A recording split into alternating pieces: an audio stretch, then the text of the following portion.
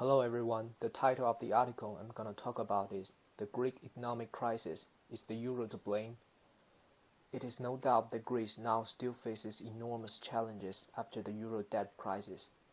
The economy continues to underperform and has done so far for the past 10 years. GDP has continued to fall since 2007. The youth unemployment is the highest in the European Union. While the article analyzes a few of the causes behind Greece's economic crisis and to discuss some of the country's challenges in the short and medium term. Greece became the Eurozone's 12th member in 2001. Behind the decision to join lay both political and economic motives.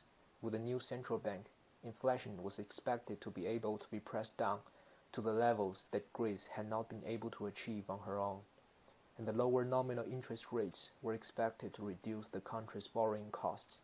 Another cause was related to the country's most important export, tourism. The euro could reduce costs in the form of currency exchange fees and thereby increase tourism revenues. However, Greece's economy did not live up to the convergence criteria that were stipulated in the Maastricht Treaty and in the EU Stability and Growth Pact. Eurostat, the Union's own statistical authority, had initiated an examination of Greece's accounting, and the judgment came in 2005.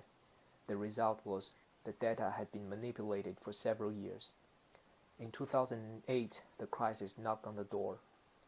But is the euro really to blame? The claim that the euro was the cause of the crisis is centered on the fact that Greece lost power over monetary policy when entering into the Eurozone, which made the country unable to carry out stabilization policy. However, is it likely that monetary policy would have stabilized the economy if Greece had remained outside the Eurozone? Greece's public debt was accumulated mainly during the 1980s and continued to grow during the first part of the 1990s. During the 1960s, Greece's public debt ratio was quite limited. It was until 1981 a socialist majority government was elected, which during its time in power implemented an economic program that, in broad strokes, had the goal of increasing households' ability to consume and raising the general standard of living through the public sector.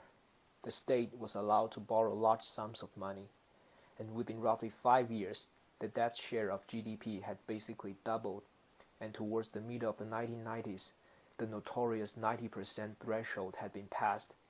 Against this background, one can question the idea that Greece, with its own currency and monetary policy, had been able to avoid the crisis. In conclusion, Greece's structural economic problems are thus complex. There's no simple answer to the question of which underlying factors form the Greek economy and put the country in today's crisis. The country's problems go far back in time and are of a structural nature, but that having one's own currency and an independent monetary policy is definitely no guarantee for this. Alright guys, thank you for watching.